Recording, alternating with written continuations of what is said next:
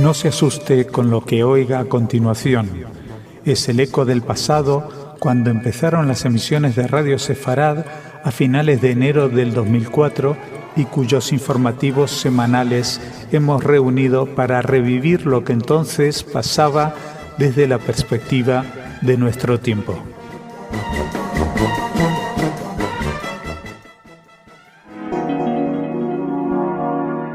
En Radio Sefarad, noticias. Bienvenidos a nuestro espacio informativo en versión formato reducido, ya que tenemos parte de nuestro equipo que está tomando unas merecidas vacaciones. Así que les voy a hablar de Oriente Medio para variar, de política y también de educación. Hablaremos del Holocausto en Francia y hablaremos del Museo de Israel. Empezamos hablándoles del enviado especial del Cuarteto para el Cercano Oriente, para Oriente Medio, el ex primer ministro británico Tony Blair, que llegó ayer a Israel en su primera visita desde que asumió la función.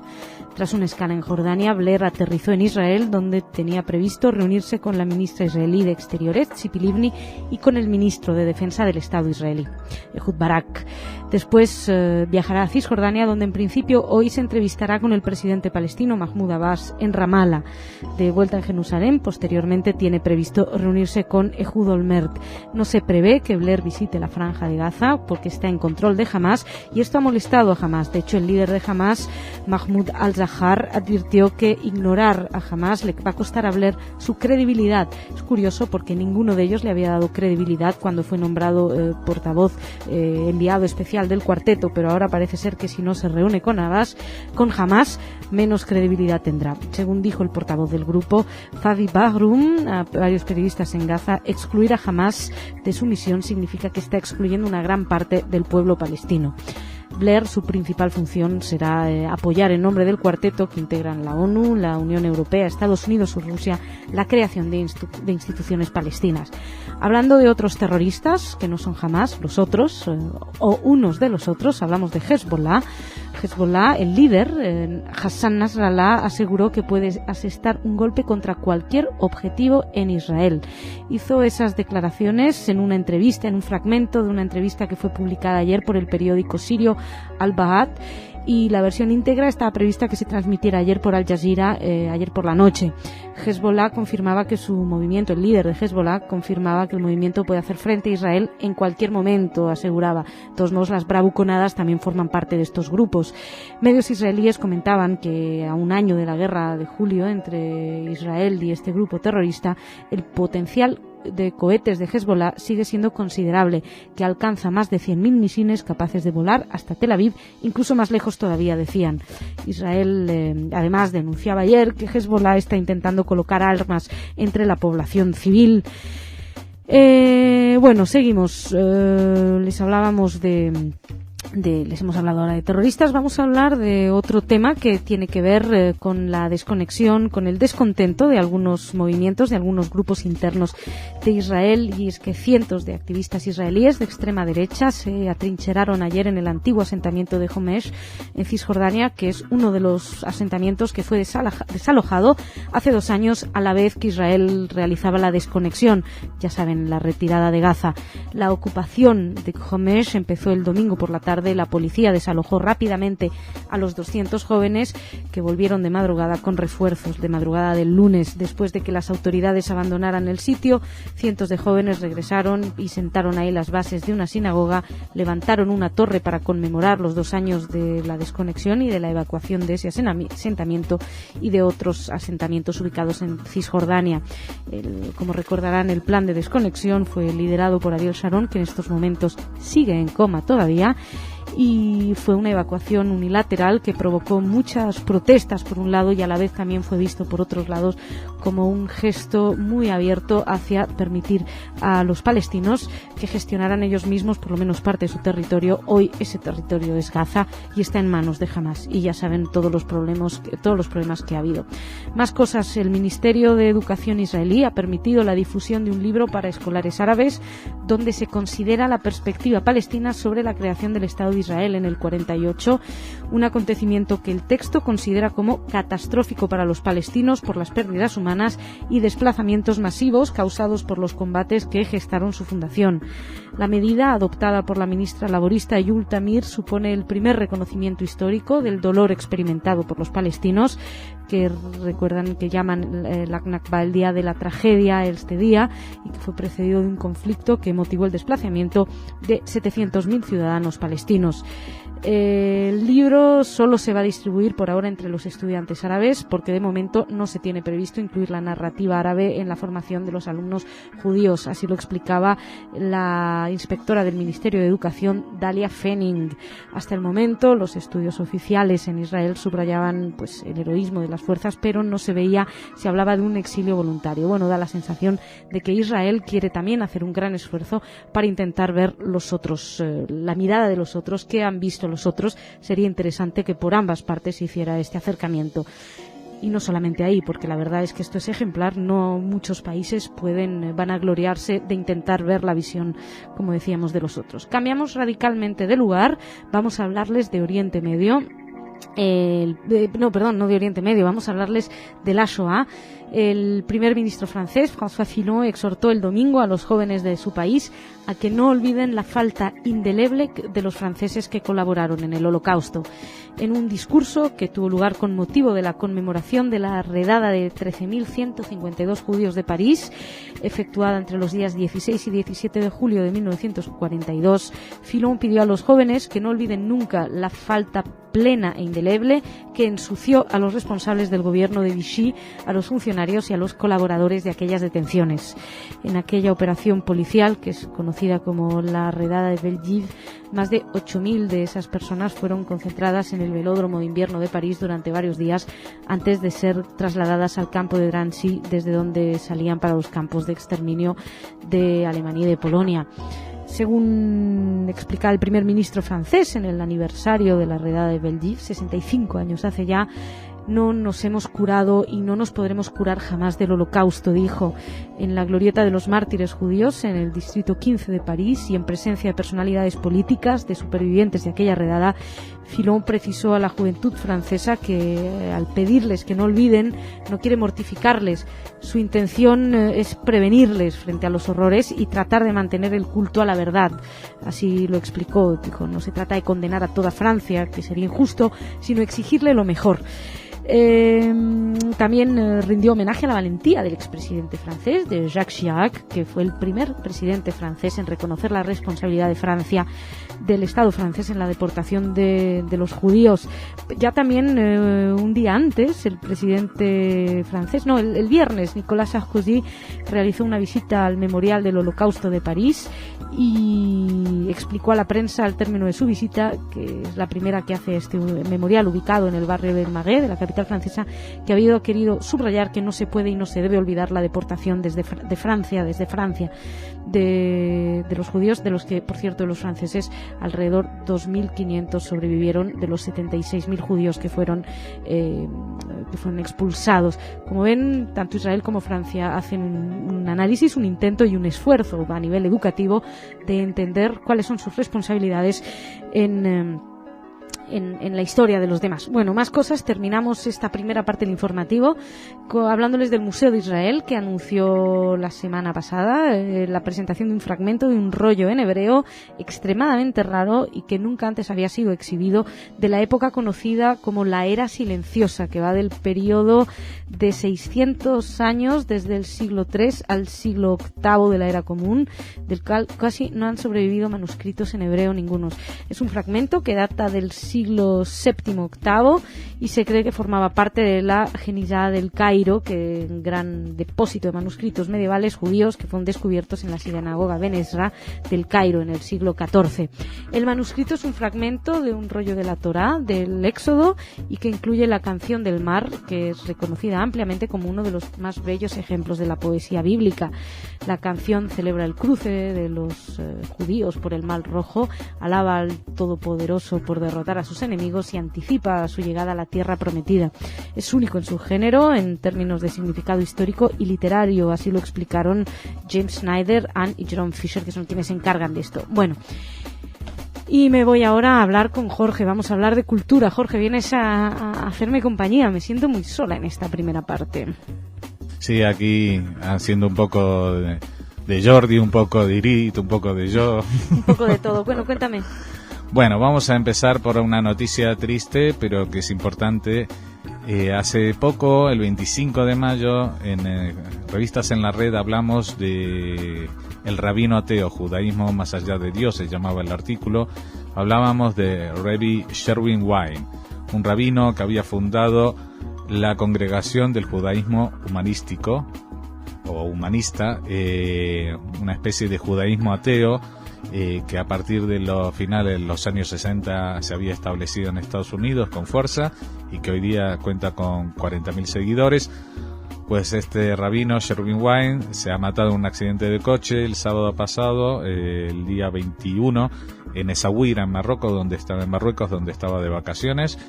Y bueno, era una persona ya mayor, pero que era una figura muy importante, que había recibido incluso el premio del Humanista del Año de la Asociación Humanística Americana. Era autor de varios libros importantes como Judaísmo Humanista, El Judaísmo más allá de Dios y Mantenerse sano en un mundo loco.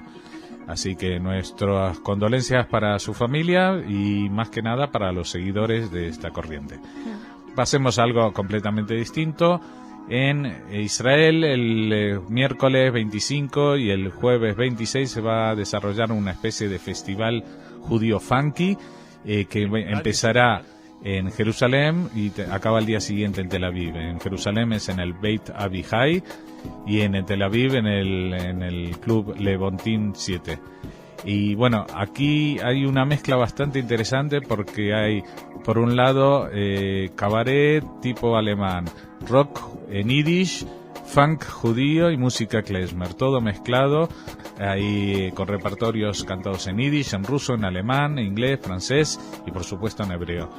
Y entonces, bueno, es una iniciativa de la cual uno de los grupos que más destacan es uno que se llama Hoy Division. No es Joy Division, pero es la versión judía.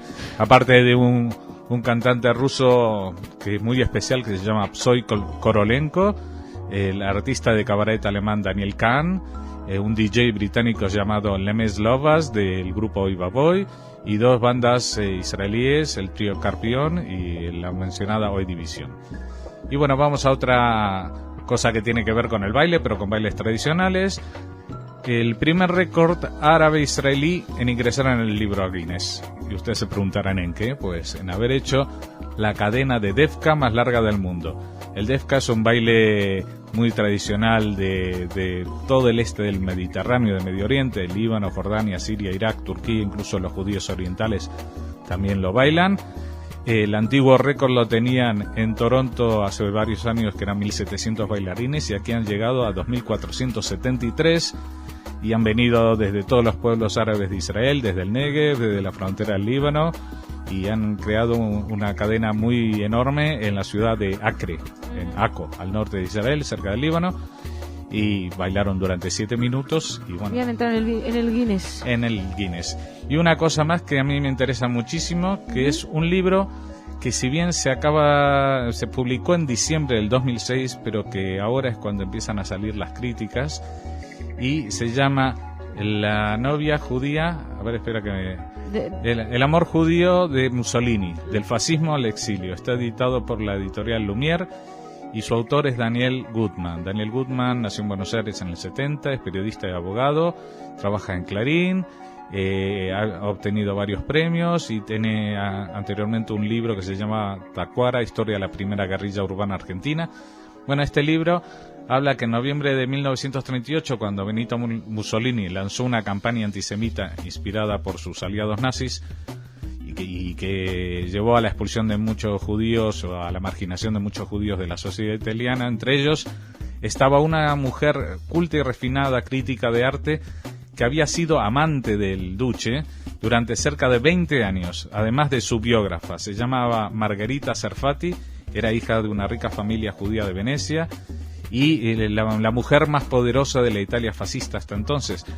Ella había hecho propaganda en Estados Unidos en los años 30, e incluso se había entrevistado con el presidente Roosevelt en la Casa Blanca, defendiendo que el fascismo era el socialismo, el mejor socialismo, porque lo superaba y superaba la democracia. Y bueno, después del revés que su amante calzonazos ante la orden de Hitler, pues le dijo que se tenía que ir, buscó refugio fuera. En Estados Unidos ya no la admitieron y estuvo 7 años entre Uruguay y Argentina. Allí la protegieron algunas figuras de la cultura y, entre otras cosas, una hermana suya fue deportada a Auschwitz.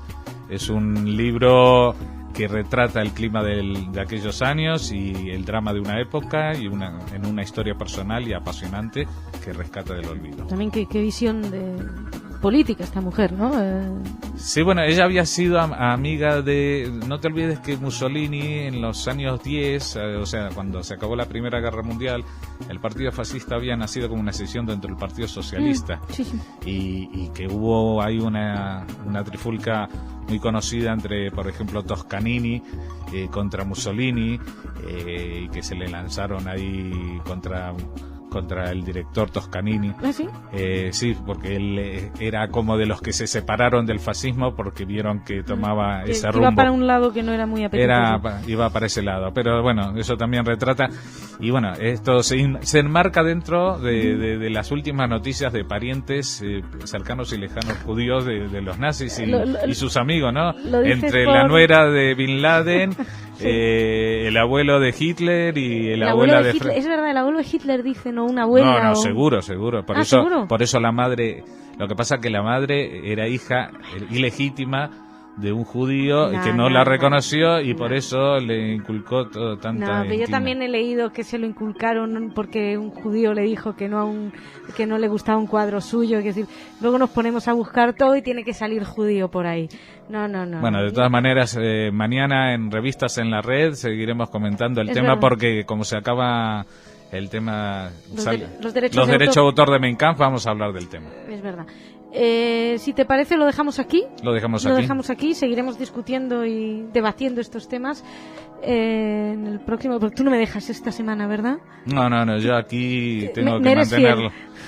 Tengo que calentar la silla un poco. Vale, muchísimas gracias, Jorge. Hasta luego. Muchas gracias a ustedes. Nos reencontramos mañana, una vez más, en nuestra versión formato reducido. Muchas gracias por su atención. Gracias.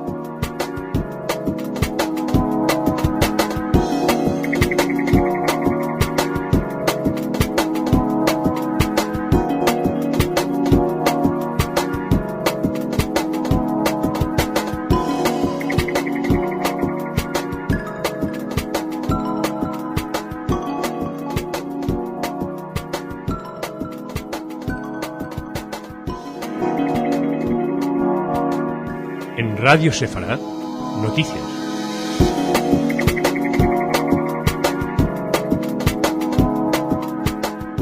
Bienvenidos a nuestro espacio informativo. Tony Blair es optimista con lo que sucede en Oriente Medio, o más bien con lo que puede llegar a suceder. Les hablaremos de eso, así como de la situación interna en Israel. Se avecina una huelga. Hablaremos también de Irán, de su enriquecimiento de uranio, y no solamente de su enriquecimiento de uranio, sino de preocupantes signos de que quieren pasar por Latinoamérica, y hablaremos de genocidio, no solamente de la Shoah, sino también del genocidio en Camboya por los Jemeres Rojos. Empezamos con el tour del ex primer ministro. Tony Blair, que realiza su primera visita a Israel y al territorio de la Autoridad Nacional Palestina como emisario del Cuarteto de Madrid, aseguró ayer que percibe una oportunidad de paz para Oriente Próximo, pero que habrá que esforzarse para que se convierta en realidad. Blair se reunió en Ramallah con el presidente de la autoridad, Mahmoud Abbas, con quien habló de la manera de apoyar esa institución y de las perspectivas de paz, y anoche tenía previsto cenar en Jerusalén con el primer ministro israelí Ehud Olmert. El emisario del cuarteto aseguró que su objetivo, de momento, es escuchar, aprender y reflexionar sobre las maneras de resolver el conflicto. Así que fue ahí a escuchar lo que opinan las partes en litigio y dijo que habrá más oportunidades en el futuro. De todos modos, comentar que percibe una oportunidad de paz es lo mínimo que podría decir, porque sería realmente descorazonador que fuera y que hubiera marchado de ahí diciendo que realmente no ve absolutamente nada que hacer. No, él ve una oportunidad de paz, pero habrá que esforzarse para que se convierta en realidad. Optimismo, pero nada nuevo bajo el sol. El presidente Pérez también, por su parte, prometió apoyar a Blair en su misión. Dijo que también percibe la oportunidad para la paz, pero advirtió que no va a estar abierta mucho tiempo. O sea, todos se muestran optimistas, pero con cuidado. Por si acaso luego pasa algo, podrán decir que ya lo habían predicho. Quienes no están contentos son Hamas y Yihad Islámica. Condenaron en Gaza la visita de Blair. Dijeron que Blair es un instrumento americano-israelí que no tiene nada que ofrecer al pueblo palestino. Así lo dijo el portavoz de Hamas, Sami Abu Zuhri, en declaraciones a la prensa en Gaza. La Yihad también coincidió en un comunicado en que la visita de Blair a la zona es peligrosa. Apeló además al presidente de la Autoridad Nacional Palestina a no tratar con él. Mientras tanto, también les hablamos de enfrentamientos entre las facciones. Ayer una acusación curiosa que la traemos aquí por lo extraño, por lo extravagante, y es que el ministro palestino para asuntos de los prisioneros, Ashraf Ahrami, acusó a miembros del movimiento de Hamas de haber manipulado su teléfono móvil para insultar a familiares de presos palestinos haciéndose pasar por él. Bueno, convendrán en que es una acusación extraña. Por su parte, el ejército israelí lanzó ayer un misil desde un avión contra un edificio de Gaza sin causar víctimas, según informaron fuentes militares israelíes y también de hospitales palestinos. Un portavoz militar israelí confirmó que se había producido el ataque, pero al cierre de esta edición no se dieron más detalles sobre los objetivos ni sobre el desarrollo de la operación. Según varias fuentes de la seguridad palestina, el blanco sería un grupo de milicianos y, por su parte, la Yihad Islámica informó que uno de sus dirigentes había sido objeto de un ataque, pero que había sobrevivido. Así que podía ser que estuvieran hablando exactamente del mismo ataque. Dejamos las relaciones entre la autoridad de Israel, el viaje optimista de Tony Blair. Se avecina un parón serio en Israel. Haciéndose eco de una noticia publicada por el diario Aurora, la agencia judía de noticias informaba ayer de que en Israel se están ultimando los detalles para una gran huelga nacional. El titular de la Federación Laboral Histadrut, Ofer Eini, dijo que se reunirá con los líderes de los trabajadores para convenir el alcance y la fecha de la próxima huelga de gran importancia, a la que calificó de inevitable. Eini hizo estas declaraciones después de haber fracasado en las negociaciones con el ministro de Finanzas, Ronnie Bar-On, respecto a los salarios del sector público. Al parecer, el paro podría comenzar de manera parcial. Inicialmente involucraría algunas instancias gubernamentales. Ya a principios de la semana, fuentes de Histadrut dijeron que la huelga alcanzaría todos los ministerios, autoridades municipales, compañías oficiales, puertos, trenes, etcétera. En el encuentro entre Bar-On y Eini, el titular de Finanzas ofreció un incremento en 2 etapas de los sueldos del sector público, pero para Eini esto resultaba insultante, porque dijo que es como darle 2 falafels a cada trabajador. Veremos qué pasa si lleva a cabo esta huelga tan de amplia magnitud. No es lo que mejor le viene al gobierno en estos momentos, en todo caso. Bueno, nosotros seguimos nuestro viaje alrededor del mundo y nos vamos a un país que no lo perdemos de vista por si las moscas, Irán. Irán y la Agencia Internacional de Energía Atómica reanudaron este martes en Viena unas conversaciones técnicas con el objetivo de que el organismo responsable de la seguridad atómica planetaria pueda conocer la naturaleza del programa nuclear iraní.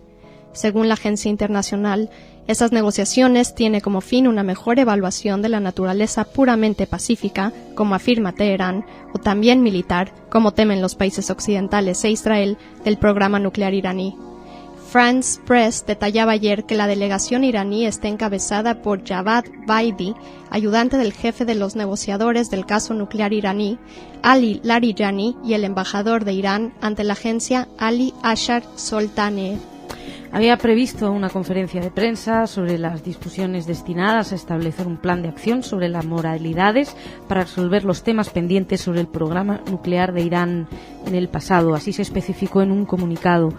Ya habían tenido reuniones ambas partes hace poco y dijeron que hablaron de un encuentro de discusiones constructivas.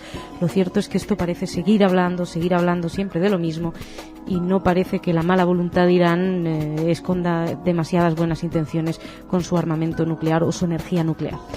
Mientras tanto, ayer en Clarín, en el diario argentino Clarín, podíamos leer un artículo de Shlomo Slutsky bastante inquietante en el que explicaba que la Cancillería israelí ha manifestado su preocupación por lo que considera una campaña de colonización iraní en América Latina, que se expresa fundamentalmente en los lazos de Irán con el presidente Hugo Chávez, o sea, Ahmadinejad y Hugo Chávez, que hemos tenido ocasión de verlos juntos riéndose y abrazándose y haciendo bromas porque son graciosos, y en la cantidad astronómica, dijeron, de la Cancillería de diplomáticos persas en embajadas latinoamericanas. El artículo de Slutsky dice que en un idioma diplomático, pero que no ha dejado lugar a dudas, fuentes de la Cancillería expresaron a Clarín su preocupación por la posibilidad de que parte de los diplomáticos iraníes en América Latina estén dedicados a tareas alejadas de la diplomacia, como la formación de células terroristas que estén listas para actuar a partir de una orden de Teherán. Hay que tener en cuenta muy claramente, y más en estas fechas, el ejemplo, la experiencia argentina en el 92 y en el 94, y que es motivo bastante claro para temer una conquista iraní del continente. La fuente de la Cancillería señaló además que por los años de servicios de seguridad israelíes han manifestado que las zonas fronterizas entre Paraguay, Argentina y Brasil son focos de la actividad terrorista iraní, y es verdad que llevan alertando de esta situación desde hace bastante tiempo. De hecho, Irán, por cierto, ha abierto embajadas en Nicaragua, donde ha enviado 30 diplomáticos, Ecuador y Chile, y ha incrementado lazos comerciales con las visitas de altos oficiales gubernamentales, y también ha ampliado sus misiones diplomáticas en Venezuela, Uruguay, México y Colombia. Así que, desde luego, es algo de lo que va a haber que prestar atención, va a haber que estar atentos. Seguimos, vamos a hablar de recuerdo, de mea culpas y, bueno, de nazismo. El presidente ucraniano Viktor Yushchenko y el ministro alemán de Asuntos Exteriores Frank-Walter Steinmeier inauguraron esta semana un museo en el antiguo campo de concentración nazi de Flossenbürg con un llamamiento contra el olvido. Yushchenko, quien acudió con su familia al lugar en que su padre, Andrei, pasó medio año confinado como prisionero de guerra, asegurando que es imposible explicar la muerte de miles de personas. Por su parte, Steinmeier afirmó encontrarse en un lugar que representaba la vergüenza de Alemania, refiriéndose al campo en que estuvieron recluidas 100.000 personas, de las cuales 30.000 murieron. Flossenbürg, en el sur de Alemania, fue abierto en el 38 y liberado por las tropas estadounidenses el 23 de abril del 45.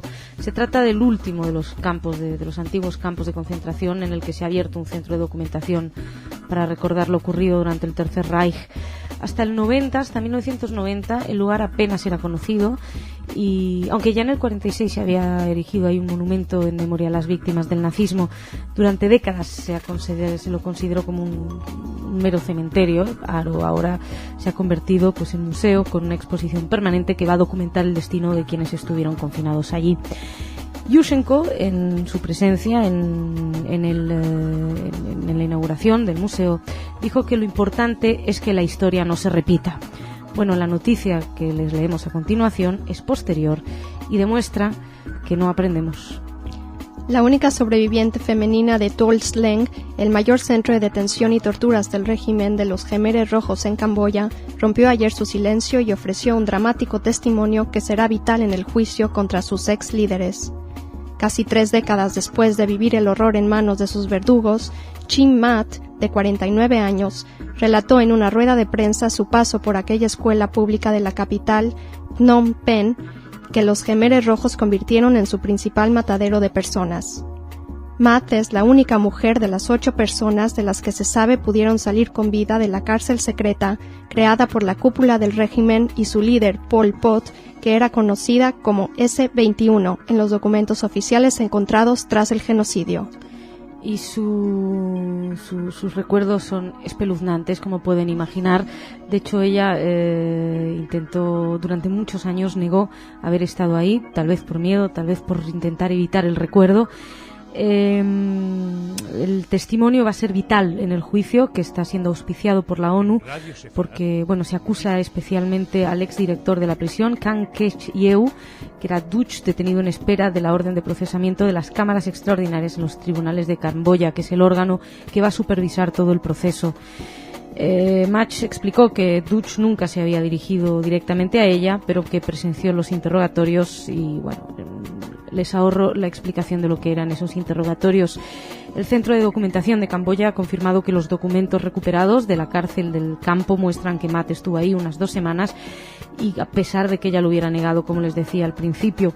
El testimonio de Matt, según explicó el historiador estadounidense David Chandler, que es el asesor del Centro para Estudios de Genocidio de Camboya y que además escribió el libro Voices Voces de la S-21, que además es una autoridad en los estudios del régimen de los Khmeres Rojos, pues explicaba que este testimonio es un avance impresionante, porque según Chandler, las declaraciones de una superviviente ofrecen a los investigadores la oportunidad de entender mejor el trato que recibieron las presas, porque los testimonios que se conservan, solamente un 6,4% son de mujeres. Cerca de 2 millones de camboyanos murieron a causa de torturas, enfermedades, ejecuciones, trabajos forzados, de hambre en los 4 años que se mantuvo en el poder los Khmeres Rojos, que enterraron en fosas comunes a la mayoría de sus víctimas. Hace un mes los magistrados aprobaron el reglamento interno que permitirá que arranque la última fase de este largo proceso emprendido por la ONU para enjuiciar por genocidio y crímenes contra la humanidad a los pocos supervivientes de la cúpula del régimen. Pol Pot falleció en el 98 y Kham Ok murió en julio del año pasado. No llegaron a tiempo, pero bueno, es muy importante también traer estos testimonios porque realmente da la sensación de que nos empeñamos mucho en recuperar y en volver a cometer las mismas barbaridades los seres humanos. Bueno, dejamos aquí esta primera parte del informativo y venimos a hablar de cultura. Hola Jorge, ¿cómo estás? Aquí muy bien, con noticias frescas, recién salidas del horno. Empezamos con que el CIDICSEF de Buenos Aires, nosotros ya veníamos anunciando el ciclo de Ashkenaz Sefarad durante todo el mes de julio, que todavía queda mañana, el 25 de julio, una más, con el Fernando Schlagen sobre el amor y el deseo en el judaísmo, la herencia de la filosofía judía sefaradí. Pero lo que vengo a anunciar es un simposio internacional de estudios sefaradíes que organizan con motivo de 30 años del CIDICSEF, al que van a venir mucha gente muy importante. Va a ser el siguiente fin de semana, el 4 y 5 de agosto, en la sede de la Universidad Maimónides, en la calle Hidalgo, y van a estar Margalito Ejerano de Israel, Paloma Díaz Más de España, Moisés Jasón de Chile, Amor Ayala de España, Ricardo de Jaén de Estados Unidos, Adriana Mariel Brodsky de Estados Unidos, María Fornes de Estados Unidos y Matilde Morcillo de España, aparte de toda la gente que los expertos o especialistas locales como Liliana Benveniste, María Azar, etcétera, etcétera, toda la gente que generalmente nos habla desde... Te iba a decir, son amigos de la radio. Sí, son la gente que escuchamos, Graciela Tebas de Riva, toda la gente que escuchamos en las sesiones de Cabaret del Curtillo. Bueno, pues hay que felicitarles esos 30 años, ni más ni menos. Sí, se dice rápido, pero durar 30 años es... No, y aparte de que era una institución que en Buenos Aires, con lo grande que es la comunidad judía, pues no había estado organizada la parte sefaradí como hasta este entonces. Bueno, pues felicidades y que como mínimo 30 años más para eso, que sigan cumpliendo. No, 3 veces más, porque los judíos decimos hasta 120, o sea que les faltan 90. Hasta 100, pero no, bueno. 120 son 4 veces más, ¿no?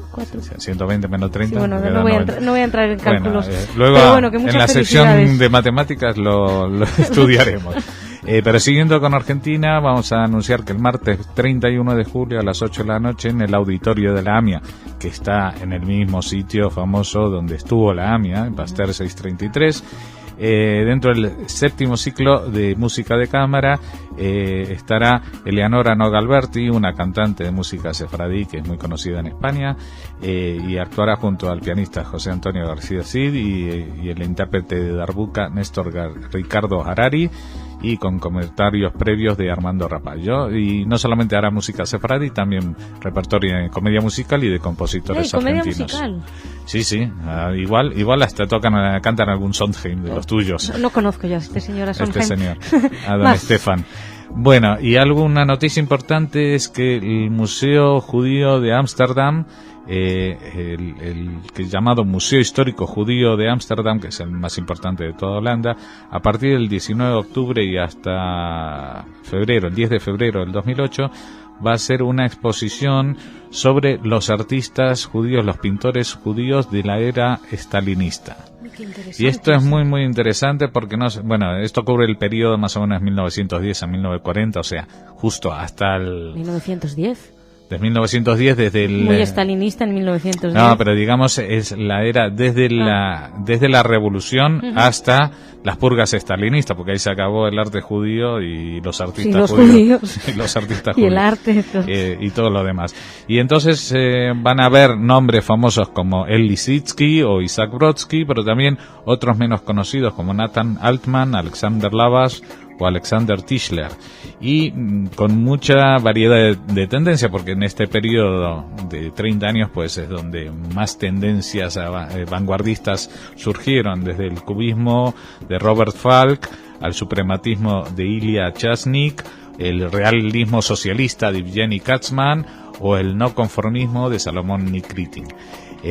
Todo esto, como digo, en el Museo Histórico Judío de Ámsterdam, o sea que como va a durar hasta febrero, ¿Y ya está ahí o cuándo? Empieza ahora el 19 de octubre, ahora ya, pues bueno, no es para estas vacaciones, es para cuando refresque un poquito, pero en estas navidades o en este invierno se pueden pasar por aquí.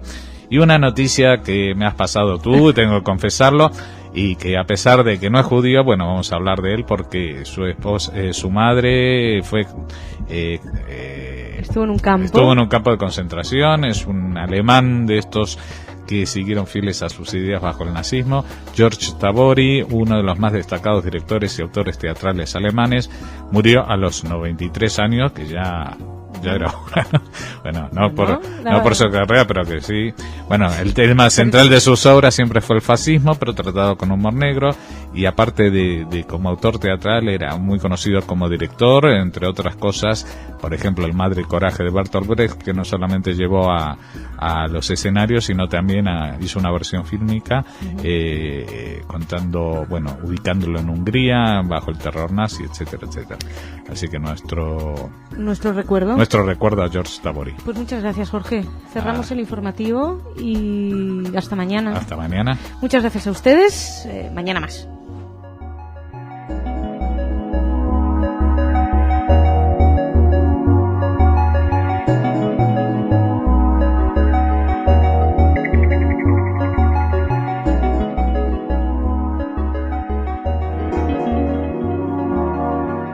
En Radio Sefarad, noticias.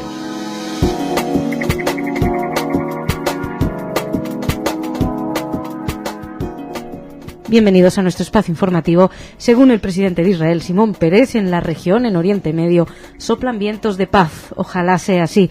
También hay más cuestiones históricas por parte, como dijo el portavoz de la Cancillería israelí, Mark Regev.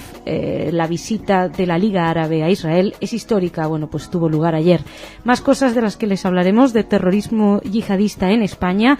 En España se financia, pero para ir a otros lugares. Y hablaremos de una noticia, de unos supuestos comentarios de Jean-Marie Le Pen. No de Jean-Marie Le Pen, sino de sus diputados. Hablaremos también de Israel y Darfur, y en la sección cultural Jorge nos hablará de las actividades de la red de juderías. Empezamos en Israel. La agencia EFE informó de que el primer ministro israelí Ehud Olmert confirmó ayer que prevé iniciar negociaciones con el presidente palestino Mahmoud Abbas sobre la formación de un Estado palestino, después de que el diario Haaretz publicara que este ha ofrecido celebrar negociaciones hacia un acuerdo de principios para el establecimiento de un Estado que incluya la Franja de Gaza y gran parte de Cisjordania. Según explicó, no se ha fijado un calendario para las negociaciones, al tiempo que precisó que existen otros entendimientos mudos con la autoridad palestina, además de las medidas para el restablecimiento de la confianza adoptados por Israel, como la liberación de presos palestinos o la transferencia de los impuestos recaudados en nombre de los palestinos. Según explicó el diario Haaretz, la propuesta de Olmert a Abbas se basa en su visión de que es importante discutir primero las cuestiones en las que es relativamente más fácil para las dos partes llegar a un acuerdo. También con ese estilo, esa propuesta, es porque según él tal acuerdo gozaría del respaldo mayoritario de los israelíes y de la Knesset, que no se olviden que sin ella no se puede llegar a ningún tipo de acuerdos. En este sentido, él también dijo que Abu Mazen, se refirió a él como Abu Mazen, que ya saben es el nombre es Mahmoud Abbas para los amigos, tiene la plena responsabilidad y está dispuesto a asumir el riesgo. Hay riesgos para Israel también, agregó Olmert, pero según dijo son lo suficientemente fuertes para asumir ese riesgo. De acuerdo con el diario Haaretz, si la propuesta de Olmert es aceptada por los palestinos, ambas partes iniciarían negociaciones sobre las características del Estado palestino, sus instituciones oficiales, su economía y el acuerdo aduanero que tendría con Israel. Y después de ese acuerdo de principios, pues ambas partes tratarían cuestiones diplomáticas más sensibles, vamos a llamarlas, como las fronteras definitivas, los acuerdos de tránsito, e imaginamos que después habría una tercera parte todavía para el tema de Jerusalén y los refugiados. Otra cosa, según Olmert, es muy importante y que es apropiado para otros estados ayudar, como Arabia Saudí o los Emiratos Árabes Unidos, que se les dará la bienvenida, pero ojo, no se les va a esperar y no se van a quedar sentados israelíes y palestinos de brazos cruzados para iniciar el proceso. Bueno, pues parece que estos comentarios tienen sus resultados. La Liga Árabe ha acudido puntual para estar ahí y ser también de los que inician e incitan a la paz. Los cancilleres de Egipto y Jordania comenzaron el miércoles una visita histórica a Israel para presentar formalmente un plan árabe de paz y dijeron que extendían una mano de paz en nombre de la región. Los funcionarios llegaron como representantes de la Liga Árabe en la primera ocasión que el grupo de 22 miembros envía una delegación a Israel. El plan de paz de la Liga Árabe prevé el pleno reconocimiento de Israel a cambio de la salida israelí de los territorios capturados en la Guerra de los 6 días en 1967. La visita se realiza un día después de la visita del enviado de paz por Europa, Tony Blair, del cuarteto, que forma parte de toda una serie de esfuerzos diplomáticos para restablecer las conversaciones de paz y poner fin a este largo letargo de 7 años.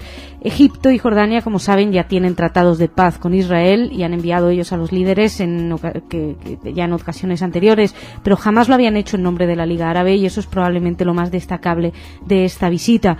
Tradicionalmente la Liga Árabe no ha reconocido a Israel y le ha sido hostil. Parecería también que con este impulso diplomático que se le está a la Árabe, pues parecería que se está realmente empezando a tomar en serio las cosas, pero como a dar nada por sentado. Y seguimos, vamos ahora a hablarles de la lucha contra el terrorismo internacional. El Ministerio del Interior español informó de que la policía española detuvo ayer en Madrid a 2 sirios que supuestamente se dedicaban a blanquear el dinero de organizaciones islamistas radicales, principalmente a través de la construcción. Según la misma fuente, los detenidos se dedicaban a canalizar los fondos que aportaban miembros o simpatizantes de organizaciones terroristas de ideología islamista radical, tanto dentro de España como en el extranjero. El ministro de Interior, Alfredo Pérez Rubalcaba, explicó que en el registro del domicilio de los detenidos, realizado por la policía, se ha encontrado mucho material que se está analizando, entre el que se encuentran distintas cuentas corrientes.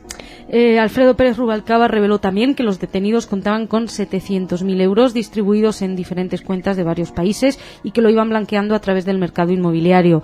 Fueron identificados los detenidos como Bassam Dalassi Satut, de 48 años, y Samer Dabas, de 30. Ambos recibían el dinero de islamistas españoles y extranjeros por medio de sociedades instrumentales y a cuyo fuente estaban testaferros para introducirlo en el circuito financiero. Como ya saben que aquí la trama inmobiliaria en España está dando muchísimo que hablar. Yo no me imaginaba que iba a llegar incluso hasta el terrorismo yihadista. Los detenidos han sido acusados de delitos de colaboración con organización terrorista, falsificación de documentos mercantil y blanqueo de dinero. Lo importante realmente es la operación. Después de todo, se trata de financiación de actividades de terrorismo internacional, como subrayó el ministro Rubalcaba. En los registros efectuados, además, se han incautado dinero en efectivo por valor superior a los 120.000 euros, que se encontró en una caja fuerte oculta en la cocina, y, lo más importante, diferente documentación de prensa relacionada con el terrorismo internacional, material informático, teléfonos móviles. Como siempre en estas operaciones, lo más importante es la agenda, todo lo que encuentran dentro de los ordenadores, todo lo que puede ayudar a entender las redes por donde están expandidas y puede ayudar, evidentemente, a la lucha, no solamente en España, aquí, contra estos en concreto, sino desde, pues, lo más desde la raíz posible. Bueno, vamos ahora a una noticia, más que noticia, es un comentario que parece ser se hizo en su momento y que hemos podido leer esta semana en la prensa española. El diario digital asturiaopinión.com revelaba esta semana en un artículo firmado por Antonio Masip que diputados cercanos a Jean-Marie Le Pen, líder del partido ultraderechista Frente Nacional, declararon que el presidente francés, Nicolas Sarkozy, es fiel a su judaísmo y los socialistas que nombra son de su misma camada, a lo que tilda de la Internacional Judía. Los diputados mencionados, cuyos nombres no se revelan en el artículo, responden así a la propuesta del presidente francés de nombrar a Dominique Strauss-Kahn como sustituto de Rodrigo Rato en la presidencia del Fondo Monetario Internacional. Los ultraderechistas consultados atribuyen su respuesta a su propio jefe de filas, Jean-Marie Le Pen, quien en más de una ocasión ha puesto en duda la Shoah. Cuando hablan de la Internacional Socialista, o sea, los socialistas a los que Sarkozy ha puesto en el poder o ha invitado a participar en el poder, en el Ejecutivo, se refieren al ministro de Asuntos Exteriores, Bernard Kouchner, que entre otras cosas es también el creador Médicos Sin Fronteras, bueno, Dominique Strauss-Kahn, como les decíamos, propuesto para reemplazar a Rodrigo Rato en el Fondo Monetario Internacional, y Jacques Lang, quien fuera ministro de Cultura de Mitterrand y que ha aceptado participar en una misión gubernamental sobre la reforma de las instituciones. Bueno, qué decir de esta noticia, salvo que, entre otras cosas, no hace falta hablar de los méritos de Dominique Strauss-Kahn, que, entre otras cosas, ha sido ministro varias veces de Hacienda y de Finanzas. El autor del diario, que es diputado del Partido Socialista en el Parlamento Europeo, es Antonio Masip, dice que los profascistas franceses vuelven al simplismo clásico de sus convicciones desde los años 30 del siglo pasado, forzadas inventándose un enemigo. Los enemigos siguen siendo para ellos los judíos, que dominan todo el espacio y el espectro político. Bueno, también dice que Le Pen está, por fortuna para la democracia, en horas muy bajas y, bueno, habla también de sus tropiezos constantes con el Holocausto. La verdad es destacable porque son comentarios que lo diga gente de la calle es tremendo, pero que lo diga toda ya gente dedicada a la política, pues hace realmente temblar más y hacernos recordar quién era el Frente Nacional y quiénes son los que están en sus filas. Seguimos. Israel, relaciones Israel y Darfur. Según la agencia judía de noticias, un grupo de 58 refugiados de Sudán, incluyendo a 24 niños, llegaron a Egipto y cruzaron recientemente a Israel vía la frontera con Sinaí. A petición de la oficina del primer ministro, la agencia judía inmediatamente dio albergue temporal a estos refugiados, muchos de ellos de Darfur, en Ibim, su villa estudiantil Friedman, cerca de Sderot. Fueron recibidos por los empleados de la agencia judía, que se apresuraron en preparar apartamentos estudiantiles para ellos. Tremendo es que nada más llegar los refugiados recibieron instrucciones, estaban en Sderot, que es lo primero que les enseñan, instrucciones de qué hacer si escuchan la sirena de alerta de los ataques misiles de Qassam, que también la verdad es tremendo después de todo lo que deben de haber sufrido llegar ahí para tener que lo primero que les enseñen cómo esconderse si oyen los misiles.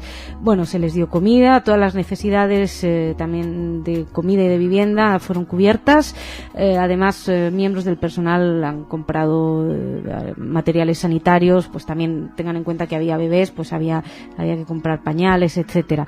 Enseguida ha trabajado la agencia judía con el Comité Israelí para los Refugiados de Darfur respecto a la salud, del empleo y los asuntos legales, y han arreglado permisos de trabajo para 11 de los solteros del grupo, explicaba la noticia de la agencia judía de noticias.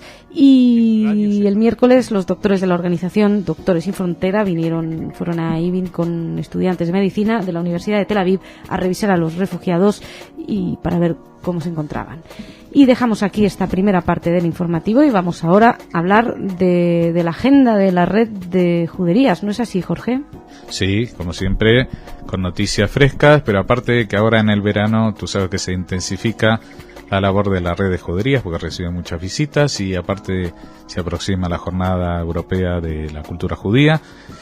No voy a hablar hoy de todas porque lo vamos a tener que ir dosificando. Vamos a empezar por una de las más activas, que es Gerona, el 8 de agosto, marionetas en el CAL, a cargo de la compañía Mime Show.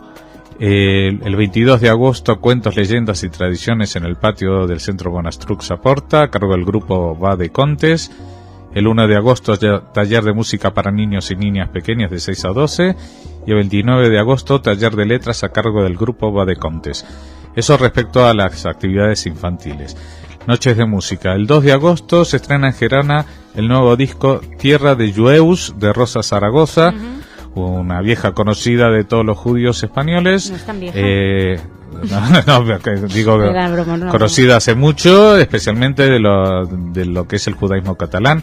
El 9 de agosto, un concierto del grupo Cantigas de Sefarad con el título Abrishmi Galanika. El 16 de agosto, el concierto Cançons del Gueto a cargo de Haim Lehaim. Son canciones en yiddish de la Segunda Guerra Mundial, etcétera. 23 de agosto, concierto Una hora en la ventana del grupo Baraunda, que hemos emitido la semana pasada. Y el 30 de agosto, un concierto a cargo del grupo vocal Nayade, una propuesta de aire intimista. Y si me permite, siguiendo con Gerona... Te permito. No sé qué, pero te lo permito. Vale. El 1 de septiembre, sábado 1 de septiembre, se va a proyectar la película a las 10 de la noche, la película Lágrimas Rojas, presentada por su director Víctor Riverola. Un documental que retoma la memoria colectiva en torno a los campos de concentración, supervivientes, etcétera, con el Amical Mauthausen de fondo, etcétera, etcétera. Y el domingo 2 de septiembre, que es el día propiamente dicho, la Jornada Europea de la Cultura Judía, hay desde las 12 empieza una visita guiada al Museo de Historia Judía, a las 13 la exposición y conferencia sobre Benjamín de Tudela, que hemos anunciado aquí. Luego el Centro Bonastruc se convierte en el plató televisivo de Televisión Española, que va a emitir desde ahí la grabación del programa Shalom Sefarad, en la cual colaboran nuestros amigos, y un itinerario por la Cataluña judía. Eso es solamente Gerona, así que es el anticipo de lo que harán muchas otras ciudades y que ya iré avanzando en próximos programas. Tú deberías irte, lo suyo sería que te hicieras el recorrido de todos y vinieras aquí a contarnos. Sí, lo que pasa es que el 2 de septiembre hay que estar simultáneamente ese fin de semana en 21 ciudades españolas. Sí. Bueno. Y yo anticipo, para los que quieran saber, que con el grupo de música antigua estaré el 1 de septiembre en Tudela. Esto, señoras y señores, no estaba preparado. Y el 2 en Segovia. Bueno. Con el programa de Sefarad en Al-Ándalus. No se la pierdan porque es magnífico. A ti te gusta, ¿no? A mí sí, particularmente. Vale, Jorge, muchas gracias. Hasta mañana. Hasta mañana. Muchas gracias a ustedes también por su atención. Mañana nos encontramos.